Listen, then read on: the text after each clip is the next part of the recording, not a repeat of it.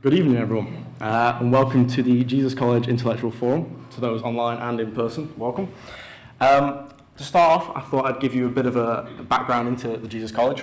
So we started in 1496, originally by the Bishop of Ely, and it came from a nunnery to the college. And then for about 300 years, it was the main primary teaching of the thing was for the Church of England clergy. However, in the sort of late 19th century, we started to expand the curriculum led by the master, and this let in more students and more teaching and really expanded the college into what it is today. And one of the key principles of Jesus College taken from this is to collect and share information, and that's really what the Intellectual Forum is all about. So in 2016, it was started off by Jon Hutton, just there, and it's really based on discovering sort of issues and the new discoveries and sharing them with students and the public to give a brief understanding of many different disciplines. So Sam and I here are Intellectual Forum student ambassadors, and we're both third years in politics and zoology, and really what our job is to bring a bit of the student influence to the lectures and give a bit of the background of how it works behind the curtains and just even organise our own event, which is what you're all here to see today. Our speaker is a pioneer in conservation. He's got decades worth of experience, and he's a leader in some of the top worldwide conservation officers. So the idea today is that we're going to have about 40 minutes of Sam and I discussing how conservation works in practice with John, and then afterwards we'll leave it over to you for a bit of questions. So with that, I'll hand over to Sam to start it off.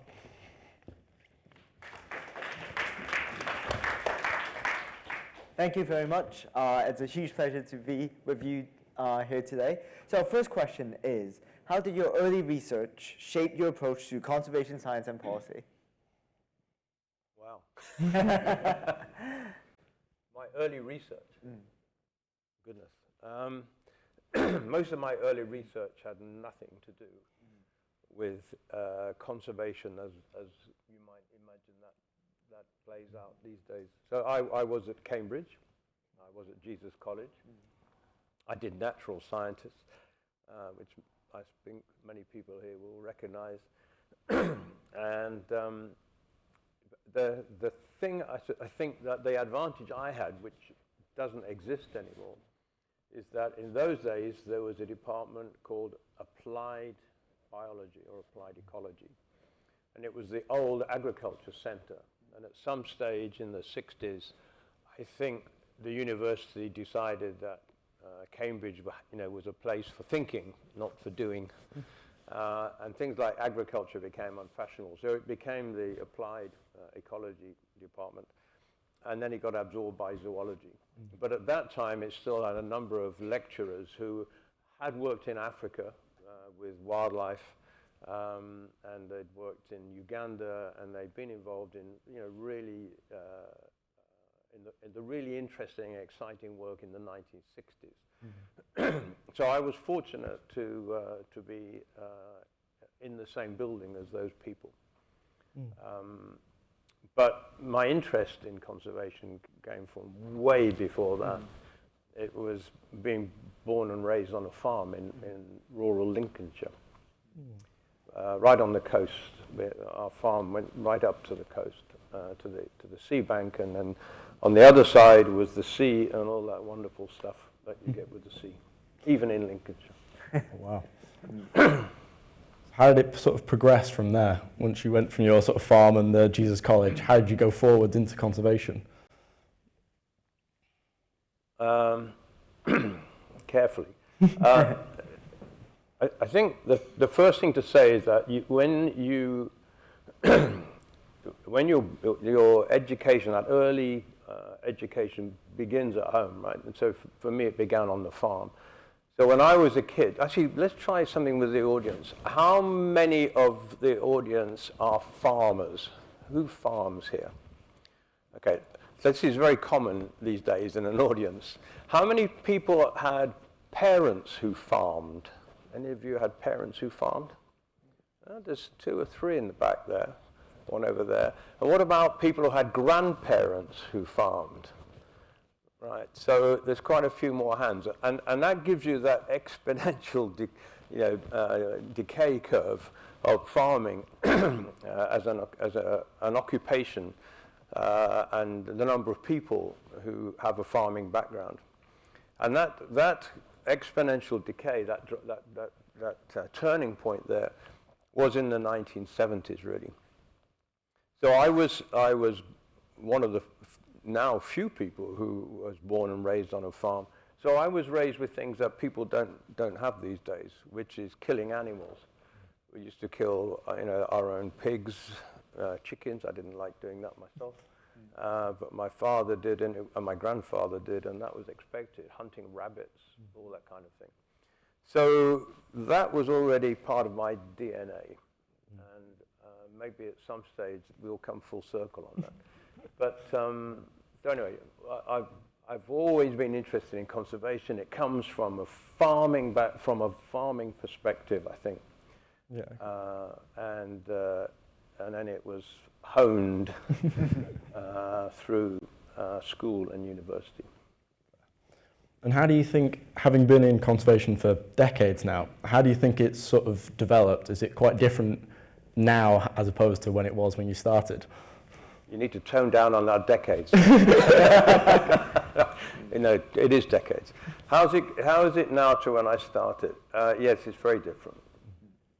It's very different.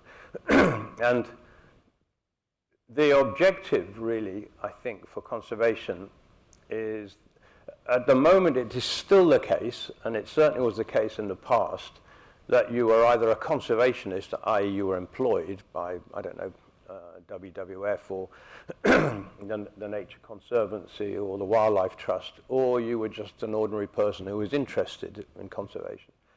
What we're trying to get to now is that conservation and nature should be everyone's business, right?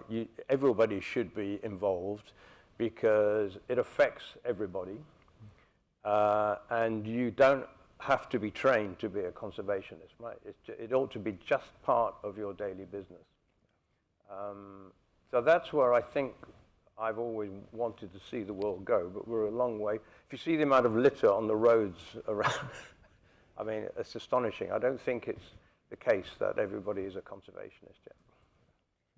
So as a conservationist, you oftentimes have to balance different things. There are different trade-offs when kind of making decisions or when kind of seeing how things should be balanced. So how do you see the balance between protecting biodiversity overall and meeting rising human needs? Because we're seeing a huge increase in human needs since industrialization. Wow, that's...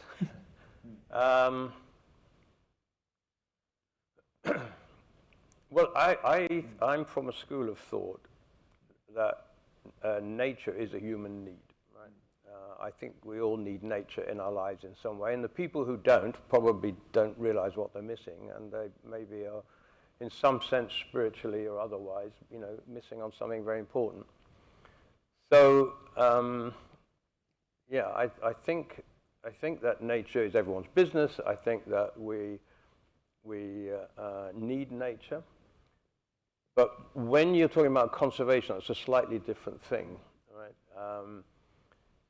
Conservation is like the mechanism of, it's like conserving painting, right? You conserve a painting because someone did it, it's very nice, and you want to keep it exactly the way it is and undamaged.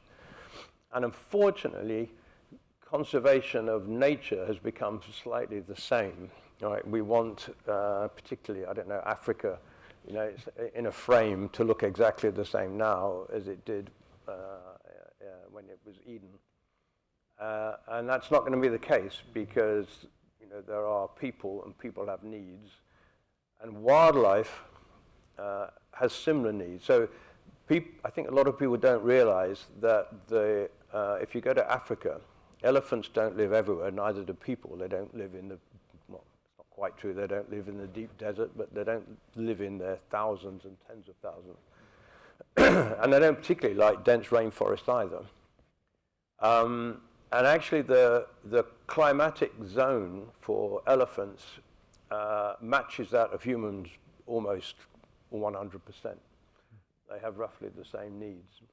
And that sets it up for a huge competition and conflict, because as we get more people, and indeed sometimes more elephants, there's a huge challenge between the mechanism of conservation and human needs, legitimate human needs, human desires, and the things that we here today would take for granted in the comfort of Cambridge, people don't actually have in some places around the world. I'm sure that will emerge in the further discussion. Well, with this sort of the idea that people are very much in need of working with the environment, do you think that a lot of the new sort of global frameworks where it's protecting 30% of the Earth's surface, do you think that that is a bit ambitious or a bit in the wrong idea and we should be instead trying to share it? Or do you think that that's where we want to be going?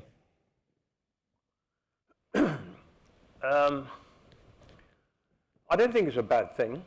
I mean, in some sense, the idea that you can have nature by setting aside 30% of the planet is preposterous, right? Because that's not enough. We need nature everywhere, right? We need nature in the city of Cambridge, so somehow the thinking is still a bit like pictures, right? And a museum. We can have 30% as a museum of nature. Yes. And then the rest of it, human beings can do what they like. And I don't think that's the case. In some sense, I think 100% of the planet, right, should be nature friendly.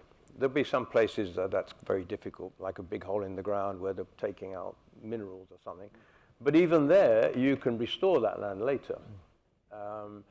So really, as humanity, we should be thinking about every square meter that we have, every city, every farm, every place, about what can we do which encourages nature. There is trees, grass, whatever, because that's where our oxygen comes from above anything else. So I do think that those global frameworks, which says we're going to protect 30%, they're well-meaning, but there's no scientific rationale behind that number, right? It just happens to be that roughly 30% of the planet is set aside as national parks, and I think people starting to say, right, this is the line, 30%, we don't want to make it any less. Yeah. Do we think that by sort of giving this target, though, we can inadvertently prioritize areas which are easy to conserve, but potentially aren't the highest biodiversity?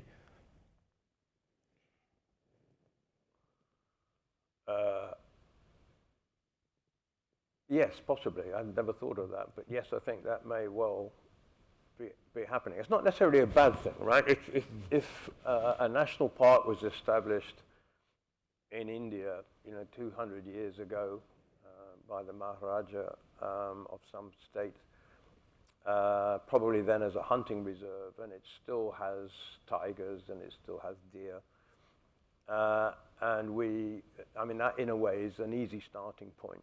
So is it wrong to be focusing on that? I think there's a logic to it. Okay. But there are some things which are hard to conserve, right? And do they get enough attention? I'm not sure. So for people wanting to get into the field of conservation, how much of this job would you say is about kind of ecology and actually managing animals or plants? And how much of this job would you say is about kind of diplomacy, fundraising, crisis management, dealing with people issues instead? Well, if people want to get into conservation, the roles, would stretch from cleaning the offices at night, right through to being the chief executive of the RSPB. Mm-hmm. I mean, in some sense, they're all involved in conservation because all those people are needed to make it work. So I think you can be involved in. And if you happen to be something else, a business person or a doctor or a nurse or a teacher, you can also be involved in conservation. You can teach it. You can influence people. You can influence your family. So I think it's hard to generalize about what conservation is. That's the problem, yeah. I think. Yeah, I'm not sure where to take that question from there. No worries. So if, let's say, you were interested in getting into being an ecologist for a conservation NGO, like WWF, let's say, what are the sort of skills you'd recommend outside of the course? Because I know a lot of people are doing a graduate, they're graduating with zoology or ecology. Where would you go from there so you're actually more employable and more desirable? There are a lot of people who want to work in nature conservation these days. It wasn't the case. I mean, I guess I was lucky. I was at a generation where it wasn't perceived to be a thing to do. Much better to be a doctor, I suspect, or something. But now there are a lot of universities teaching skills around nature conservation. There are a lot of master's courses as well. And they do churn out people. And I know for a fact that people are finding it hard to get jobs. And I know people who are very disillusioned because they can't find a job having trained. And the thing is, it's one of those jobs which is part of your identity. You get passionate about it, right? In a way you probably wouldn't get passionate about selling widgets or something. And so when people have gone through school and they've been interested, they've gone to university and they've gone and done a master's, which is often very expensive and their own money, and then they can't get a job. I mean, that's actually, I see it quite often now, and it's very sad. So how do you get in to it? Supposing you were a Cambridge undergraduate, I think my advice would be, don't take the obvious. I recently retired. I'm still working. That's what retirement means as far as I can see. But I don't have an employment where I get a salary at the end of the month. I'm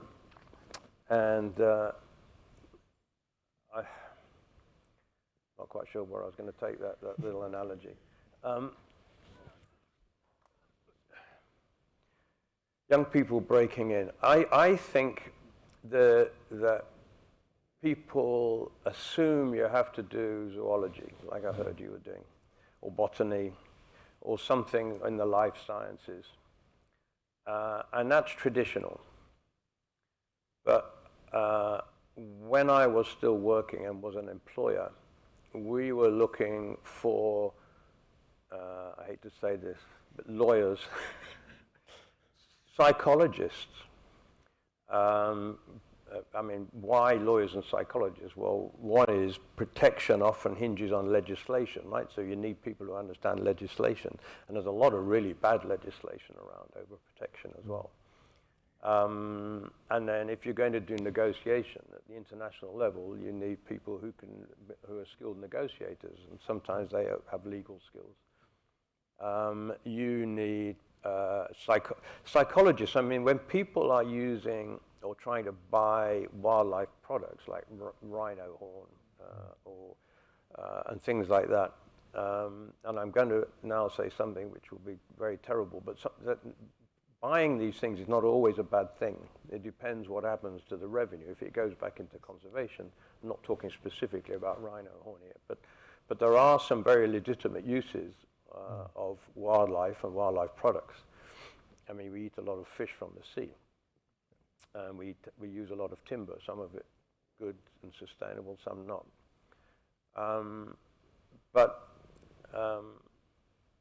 it's really hard to understand why people are doing that unless you have the right skills. So psychologists and behavioral scientists and so on. So I think if people are going to look to go in this direction, they should look to, it doesn't stop you being a zoologist and a botanist, but I think you need to think more laterally. Yeah, okay.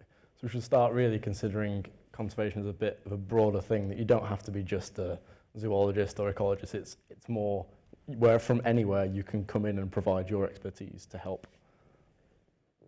Yeah, and you may need to be able to persuade someone that they need those expertise, because the employment business in conservation is full of people like me, right, who are trained zoologists. So we tend to look at people like ourselves, and it does take quite a bit to, even for the employer, to open up the window to other skills.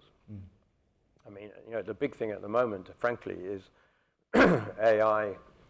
Spatial skills, mapping, GIS, but not doing the GIS anymore because the AI is going to be doing it. But thinking about AI for, instead of large language models, large mapping models, feeding all the world's spatial data into AI, right, and crunching that, and so it can learn.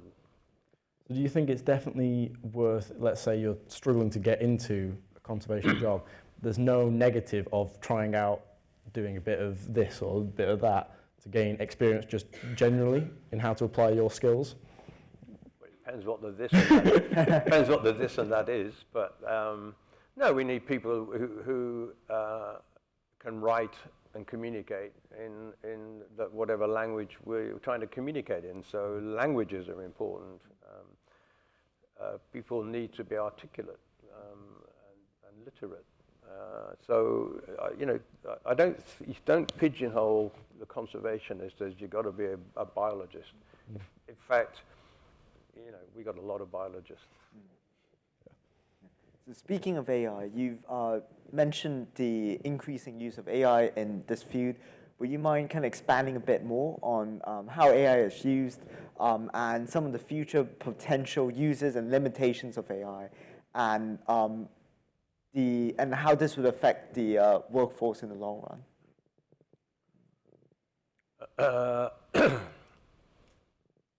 Yeah, I don't have any unique insights into this. I'm learning like everyone else. I like to think I was an early adopter with AI, and I do use it a lot. And I tell you what is missing at the moment, which is a really, and it may not be missing, it may be that I just don't know about it, is a really good course or module of a course which asks precisely that question and brings people in. A lot of younger people think they're really good on AI now. But it comes down to the question you ask it, right? And then the interrogation, because you can get a lot of rubbish out of it, and if you if you're not a subject matter specialist, you don't know it's rubbish. So you've got to structure the question. I've learned the hard way. You've got to structure the question so that you come round and you interrogate it again. And you do find that it's wrong quite a lot, but it's not really wrong. It's because you didn't ask the question properly. You gave it too much space. So I don't know where AI is going. Well, having said that, I just mentioned the spatial element. So there are 6 major initiatives, several of them based out of the UK, and some of the biggest specialists are Cambridge-based, not necessarily working for the university.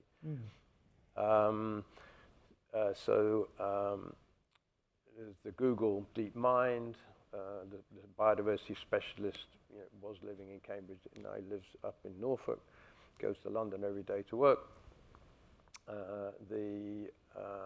I'm just trying to think what one of the others. Anyway, there are 3 or 4 of them. The big specialists are based in this town, and we don't make enough of it. We don't bring them together. But this is the future. It's being able to say where are these animals likely to be because of the habitats and things which the AI can tell you immediately. And how's that changed over time, and where should we be looking for protected areas and so on. That possibility is here already, but my suspicion is, from trying to use some of this stuff, is that there's too much data locked up. So even in Cambridge, I mean, every researcher I know, including me, has got notebooks and notebooks. I did my PhD on crocodiles. And all that stuff is in notebooks. So that's not available to AI. And if you go down the road to the UNEP World Conservation Monitoring Center, it's got databases and databases which I suspect are not searchable. Some of them they've probably forgotten about. So we need to liberate that information and make it searchable. And it may be that what we need to do, Cambridge would be a good place to do it, because it's a cluster of nature conservation organizations here, from Fauna and Flora International, Traffic International, a large part of the IUCN, including the Red List. I mean, I could go on, there's heaps of them. And so the idea of finding that data and liberating it and having a small language model of your own in Cambridge, I think would be quite exciting. Do you definitely think that AI should be something included then? Or even like a extra masters or something like that, to really allow people to gain this experience within it? Because there's a lot of currently in education where you're prevented from using AI and it's sort of frowned upon as a thing to be even thinking about. So do you think that needs to change? I look, there's some very good educationalists in Cambridge, so I'm not going to argue with them. So if they say you can't use it, then you better listen. But I do know it's made me more productive. I can roughly in a week do maybe 5 times more than I used to. I mean, I've recently had a consultancy where I had to take layered strategies from across an organization, from the global to a country strategy, to a species strategies, maybe for lions, and another one for elephants, right across the whole organization. And then I was asked, you know, where do these differ? Where do they fit together? How do they? Where are the contradictions? Right? Where do they interfere with each other at the boundary? And I was able to do that in 24 hours. Right? It would have taken me 5 months to do that before then. I mean, that's the way it can work. Now, the challenge now I've got that result is I now need to probe in and see where it's got it right, because I can't just hand it over, because it's likely to be full of mistakes. Yes. So it will probably take 2 or 3 iterations before you get something really good, but it will still be 400 times quicker than it was going to be. Yes, okay. So yeah, use it, but use it well. So do you think this, like many other things, do you think a lot of these NGOs are a bit stuck in the past, and that maybe some non-traditional new methods for conservation are what's needed to pump it into the future with all the new challenges that we're having? I'm retired and I'm a consultant, so I better not to say they're all stuck in the past.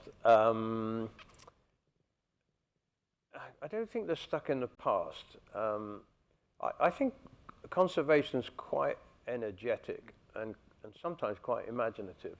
But we work, though, within cultures, don't we? I mean, different countries do it differently. And, you know, for example, there is a feeling that conservation is protecting the equivalent of these wonderful works of art. And that is part of conservation. But there's also living landscapes where there are people living like Londoners live with foxes, or, you know, I mean, we have it in the UK as well. But think of that on steroids if you're in Africa, or if you're in the Sundarbans in Bangladesh, where the people go out fishing or doing their activities, and then the tiger eats them. It's not that there are that many tigers, but there are enough. You don't need, you know, you only have to eat 1 or 2 people, and they become very unpopular very quickly. So you have to come up with new approaches all the time.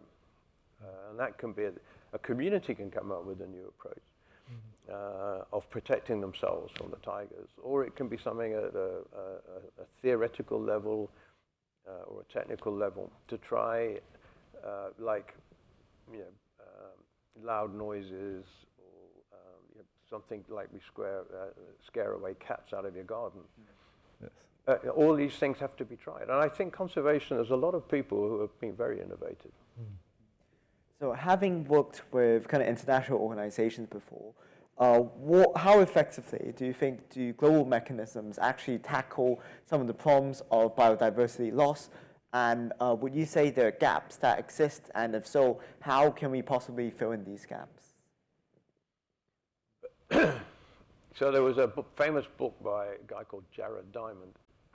All his books are worth reading, but there was one which talked about the evil quartet, and so I think it was habitat loss, overexploitation, invasive species, and pollution, I think, were the four. And pollution now has been modified to take on board carbon dioxide and greenhouse gases. And that's more or less true. I mean, they impact upon nature. But at the level higher, I mean, what causes all those things? Well, it's human activity, right? Yeah. So it's the whole planet is human modified. There's very few places that aren't.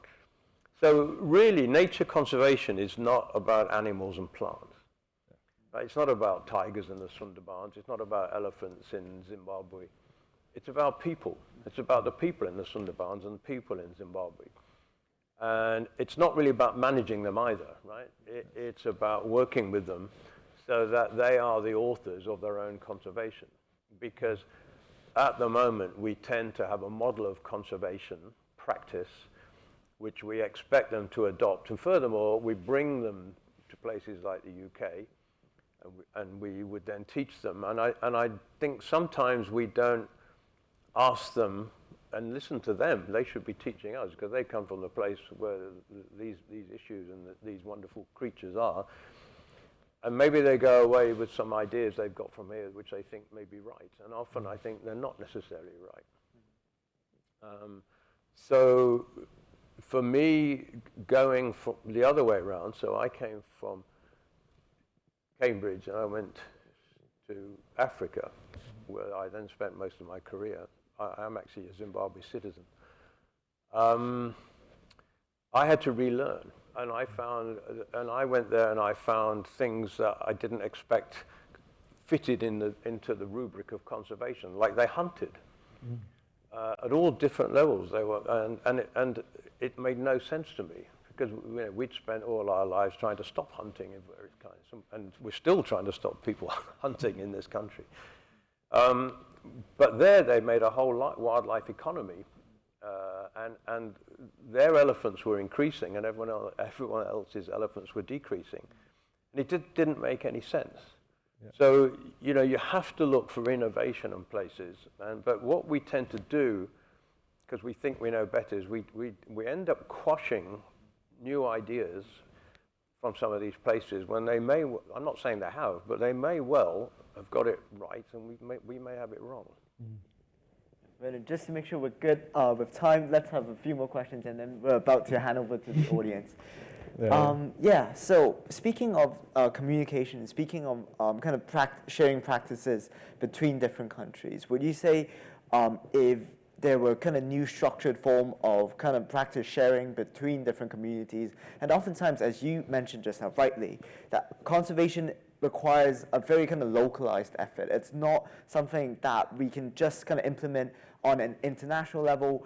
There are practices that have to be localized in order for these to be effective. Would you say that a systemic system of kind of practice sharing would be beneficial for these communities in the long run? And would you say having worked for these international organizations before, that we could then transform these structured methods of practice sharing into kind of new institutionalizing them into kind of new orders, which could be beneficial to the community in the long run?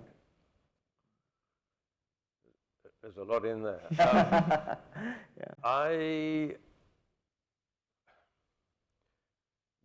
Conservation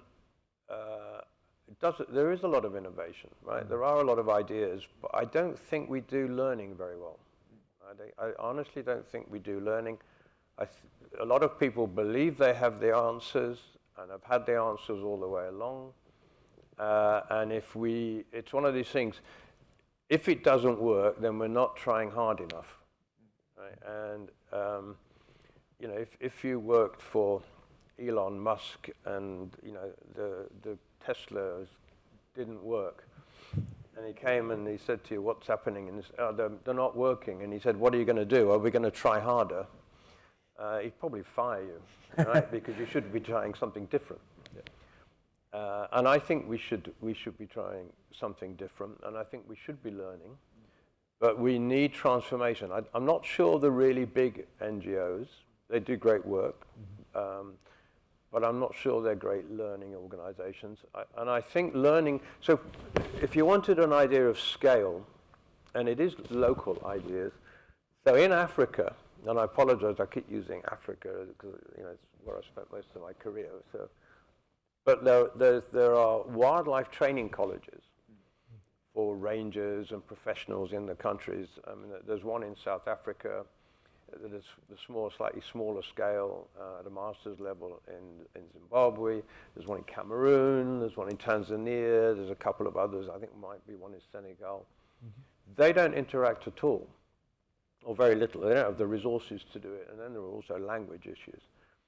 So one of the things I've been working on, actually just last week, was trying to start in a small way of getting people together and doing exchanges between the wildlife colleges who are professionals within Africa. So that's not including importing people from the US or the Netherlands or the UK. That would be importing money from there possibly, but that's what they need.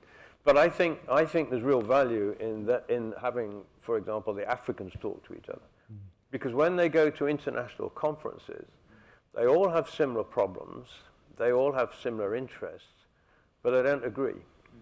Because they haven't been talking, right, in the 3-year run-up to the Conference on International Trade in Endangered Species or the Conference on Biological Diversity. And if they haven't been talking and they get there, they all arrive with different solutions, and they haven't had a chance to discuss it or learn. So yes, there's a lot of learning to be done. So if anyone's got a spare million or two when you leave, we'll put the hat out when you leave. So we'll do a final question before we hand over to questions from the audience. You've mentioned a lot about how important the public are in this and how humans are. What do you think is the best way of getting the public interested into conservation? Well, I mean, I'm not an educational specialist, but the Conference on International Trade in Endangered Species, CITES is the acronym. That was held in Samarkand, in Uzbekistan in December. Now that's a former Soviet country, which wasn't and still isn't particularly wealthy. And I went there with very low expectations. I know the architecture is fantastic, but it's the cleanest place that I've been to, no questions. And I lived in Switzerland for 7 years. To be fair, it's on a par with Switzerland. I just said we used to play in the car driving from Zurich to Geneva, spot the litter by the side of the road. And it was the most boring game in the world because there really wasn't any. But the point is that Samarkand was the same. And I asked them why it was, and they said they had citizenship classes from the very youngest, right through school. And you don't litter. Nobody litters. If they see litter, you see people just go and pick it up and put it in the bin. I'm not saying that's our solution to nature conservation, but I think it has to come through those kind of classes at school from when kids are little to nurture those ideas. And actually littering comes into it, because if you can't control yourself driving along and throwing your remains of your Big Mac meal out the door onto the road, then we haven't got much hope, really. Cool. So we'll move on to questions from the audience. So does anyone have a starting question for John? Got one from online, so we'll go with that to start off with. Yep. In your career, when you began your career, things that you've discussed just now, AI, pollution and climate change, they didn't really figure largely in the 70s. Looking ahead, do you see any sort of major areas that you know, haven't seen? I mean, it's a bit difficult to predict. But. Yeah. Well, that's a nice question. I certainly didn't predict climate change. I'd never even heard of it when I was at the university, which I don't think was that long ago, even if it's decades and decades. I certainly didn't predict AI.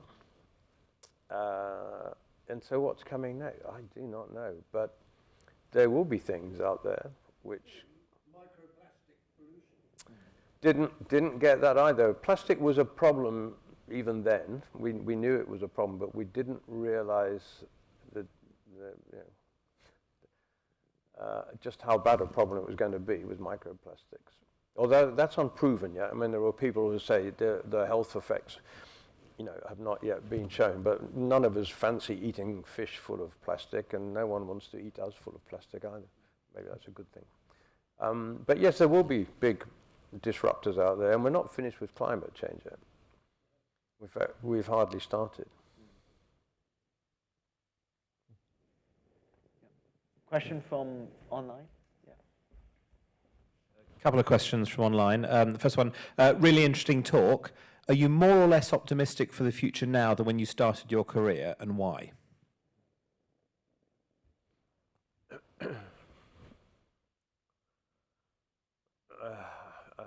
I'm about the same. I thought there was a problem when I took my first job, which was in 1982, and there still is a problem. The problem has changed. The magnitude of it has probably grown, but the response to it has grown as well, and the awareness of the problem. So I think with awareness going up, and humans, I think we're heading for crisis. I think the climate change bus is not going to stop. But actually, one thing human beings are good at is responding in a crisis. And often we don't respond until there is a crisis. And in fact, if you wanted to do something smart, it would be manufacture an artificial crisis and get everyone to jump around. But I could be wrong. But I think we're going to find out. Well, we did find out already. I mean, the ozone layer is a great example. I mean, the ozone layer was coming apart. I mean, that was really serious for the ultraviolet light that was going to come in. And from identifying the problem to more or less resolving it and banning some really useful CFC chemicals, you know, with really powerful uses, it was about 15 years. Now, there are people who use that as an example of how we can never, it's 15 years to stop something. I think it's a miracle that we turned that around in 15 years. But it shows you what we can do as a society if we all understand and believe the science and buy into it. So I'm not pessimistic.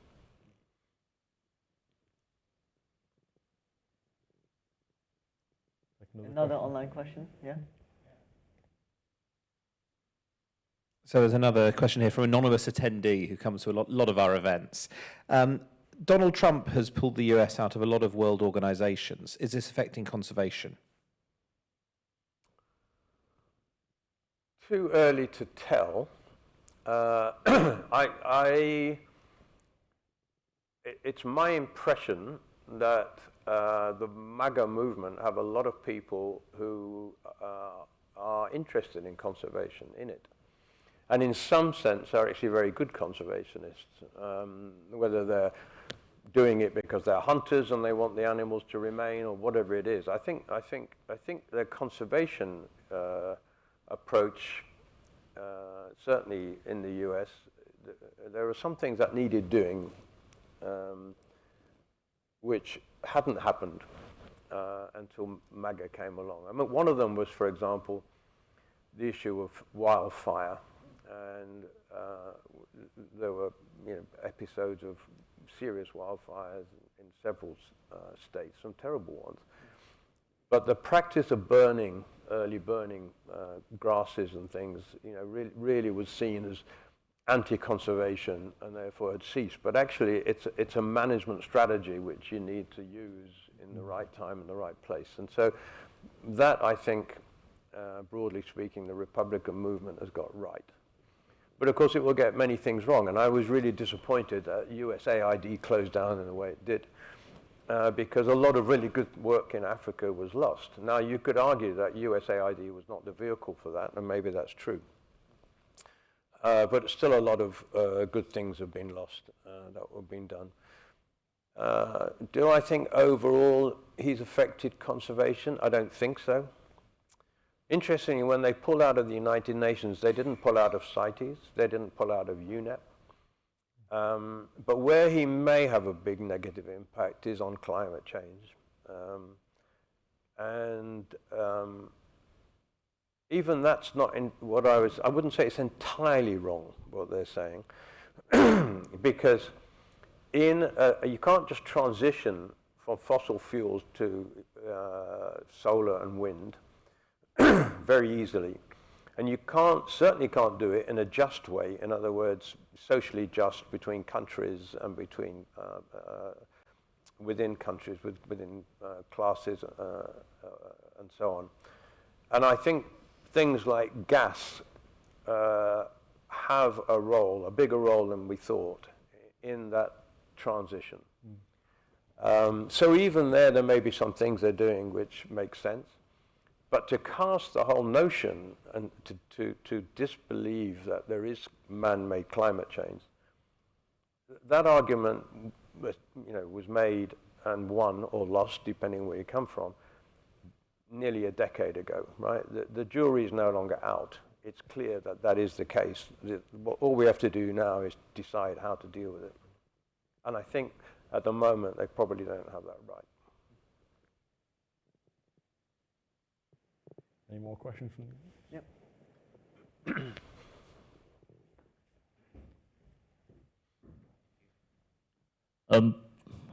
There's this new term called ecocide, and it's like a catastrophic decline of ecological service caused by specifically war in the past 3 to 4 years in some parts of the world.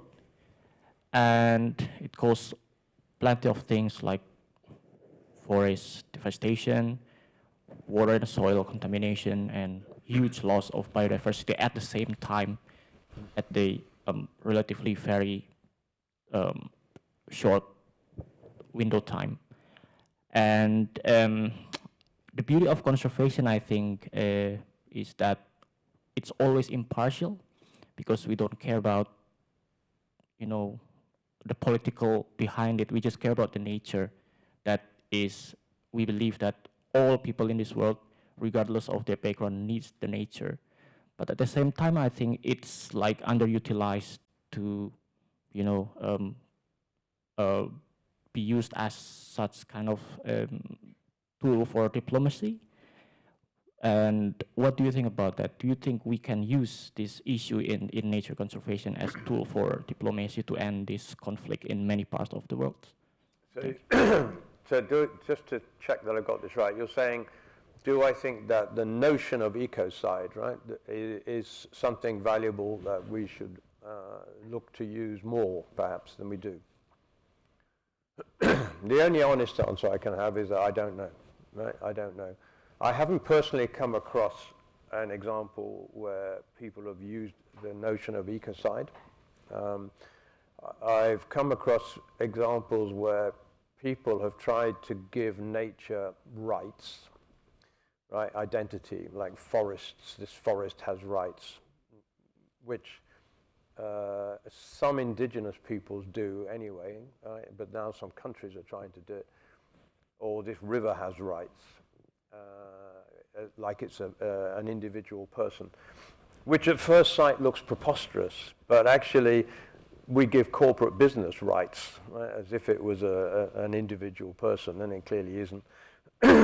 So I don't mind trying those things, and in some places, and sometimes that might work quite well. But ecocide, the thing that would worry me with the notion of ecocide is who decides what is ecocide and what isn't. I'll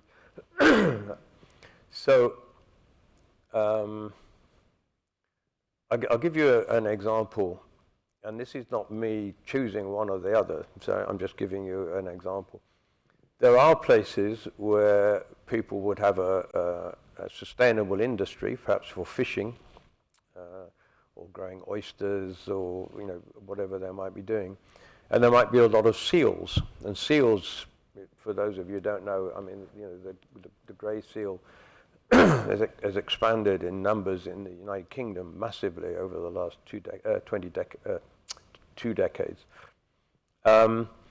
Now, is that a good thing or is it a bad thing? It depends whether you're a fisherman, right, or you're just a member of the public like I am, who likes to go down and see them at Norfolk on the coast or up in Lincolnshire coast.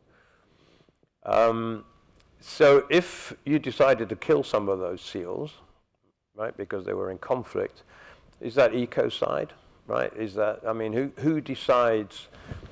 There are management activities you have to undertake, and so who's going to decide what is ecocide, and when does something legitimate become something which is illegitimate? I think it's going to be a very difficult concept. But remember I said earlier on, we need lawyers in nature conservation as well. So it may, perhaps the question here, what's coming next, it might be the whole concept of ecocide. It wouldn't surprise me.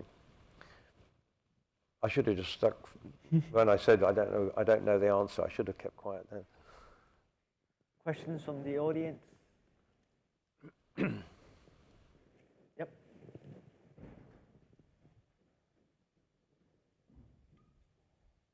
I was surprised what you said about hunting and conservation. I wondered if you could say a bit more about that, or like generally counterintuitive things that how they fit in with conservation. It's totally counterintuitive, which is part of the problem. Because essentially you're saying in order to conserve them, we have to kill them, or some of them. But and to make it worse, in order to justify it, you have to take an economic argument, whereas it's our economic systems which are a large part of the problem in the first place. But essentially, if you take the example of Southern Africa, who are way ahead on this, you can either, you've got the land, and you've got a lot of people there. By and large, people own the land, and so they will farm it, right? And farming generally means cattle, or sheep, or goats in Africa, and crops. All of those things are really bad for the nature. Africa is outcompeted on virtually everything in world markets, but the one thing it has, elephants, lions, etc., that no one else has, are diminishing. And yet we love them. And there's this a concept there that, okay, so supposing the wild animals could make more money than the cattle, which is what's happening in the north part of South Africa, where the game ranches, either through tourism, which is a major source of income, so people come and see them, or hunting some of them, which relies on a market. And people come particularly from the United States, but also many other parts of the world, and they might hunt, I don't know, a lion or a buffalo or something. And not only the farmer, but this model of using the animals and hunting some of them can extend beyond farms, right, into the communal areas where the really poor people are, in the drier parts usually of Africa, and where they still have a lot of wildlife, but it's a nuisance, right? When they do manage to grow some crops, they eat the crops. I got some fantastic, well, they're not technically very good photos of elephants coming into a granary where the whole village has put all the corn, harvested the maize and put it in this granary, and they've put, and then the elephants came at night and just destroyed it and ate their entire year's, crop. So when you're up against that, what they do is they say, okay, there's a quota for elephant. You can shoot, you can let out shooting 1 bull elephant or 2 bull elephants a year, and then you get the money, right? And you can build proper granaries made out of bricks instead of wood. And so it's generating an income and giving people an incentive not to kill all the elephants, not to kill all the crocodiles, and so on. So it's an economic argument, and the world is totally polarized about it. There are some people culturally and for their own sensitivities could never appreciate it and could never allow it. And when I came from, even though I mentioned earlier, remember I said I was born and raised on a farm, and in a way some of these things were not alien to me. I was shocked when I got there and found that a whole portion of southern Africa is driven by hunting. And it works. The biggest threat to the wildlife in some parts of southern Africa at the moment is that they may not be allowed to continue the hunting. And I'm not here to say whether they're right or whether they're wrong, but I do think they ought to be able to make up their own minds about how they use their wildlife. So it's not straightforward. Questions from the audience? Yep. Specifically, I have a question about fisheries.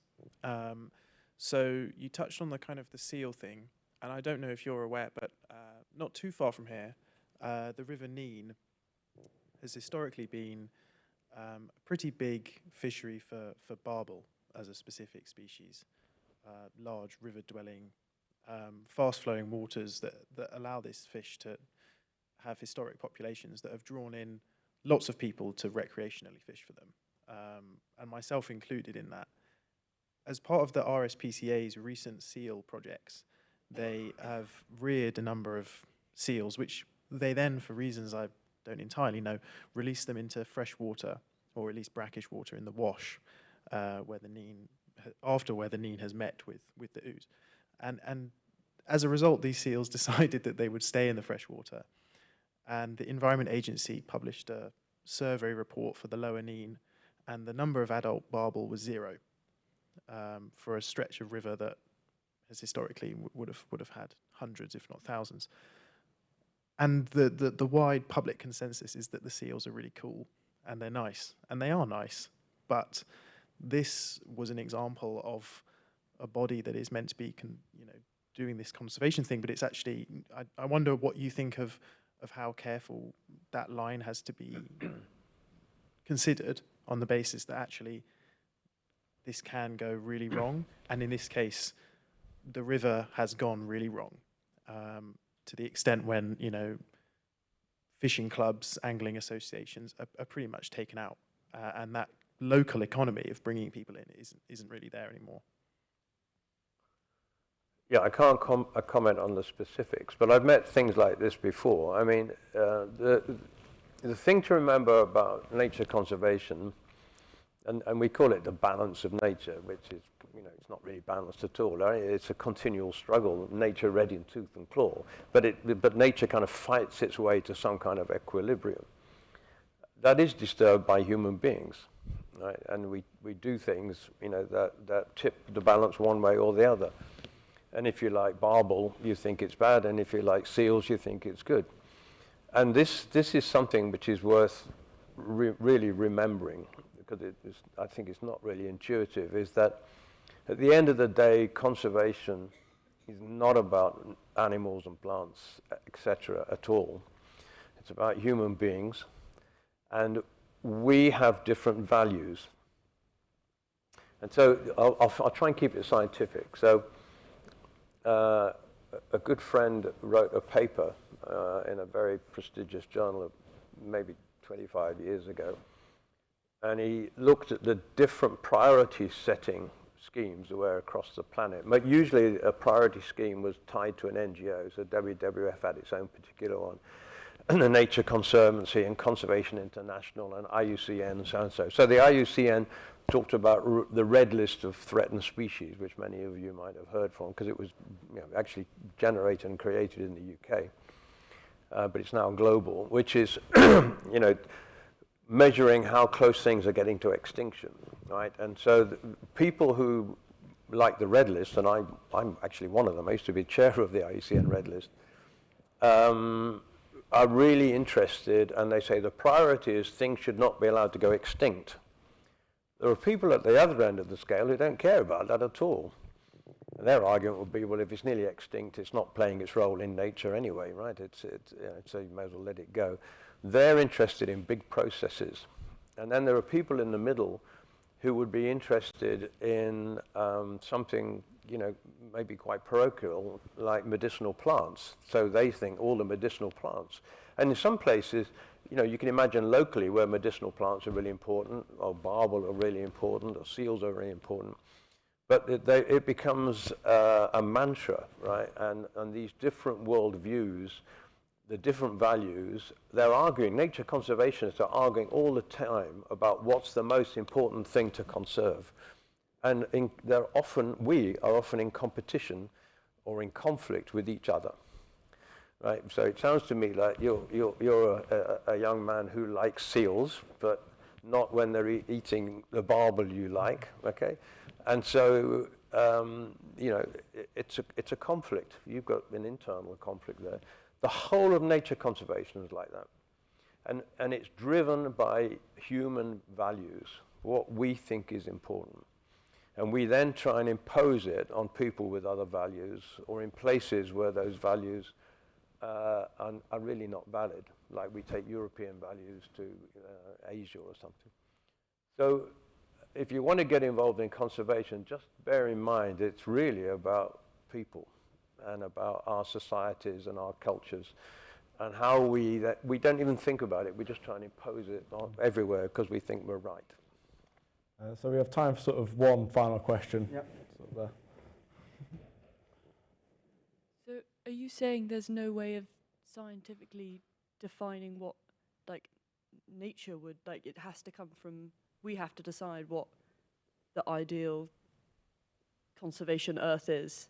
Is there no sort of I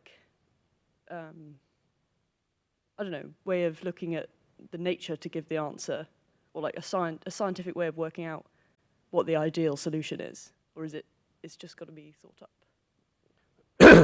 The ideal solution for whom is the question, right? I mean, we decide what the ideal solution is, right? We define everything because we're the dominant species on the planet. No, I honestly think there is no scientific way. And that's the problem, because people develop science to meet what their belief system is. And then they say, this is the right answer, but someone else has also got the right answer, for their system.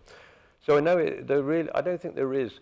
Look, nature, you see, we often talk about biodiversity, but we also talk about nature. Now, nature is kind of, most cultures understand that in some way, right? It's really hard to define. But biodiversity, I think, was the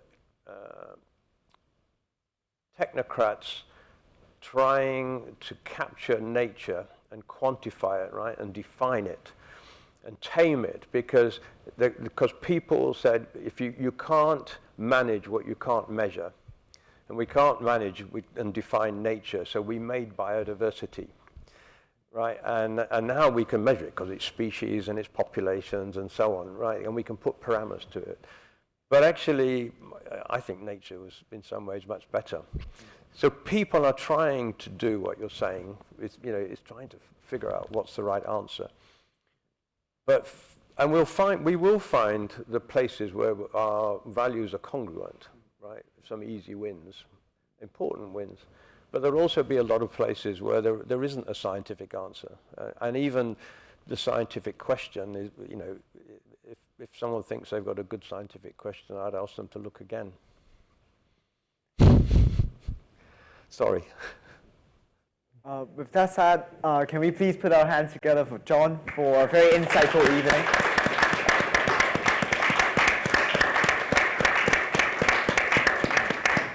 Thank you very much. It was a fabulous conversation. Personally, I learned a lot about your career, some of your perspectives on some of the trade-offs in this field, in particular in kind of biodiversity, managing conversations between different groups of people, especially how international organizations can do some of the bridging between kind of more localized institutions, which might have different sorts of ways in approaching conservation. Obviously, you also pointed out that there were a lot of different perspectives on how conservation should be done, should be carried out on the ground, and obviously your appreciation from the different for the different perspectives that exist. So thank you very much. It was a very, very insightful sharing session. Really appreciated it. Thank you very much.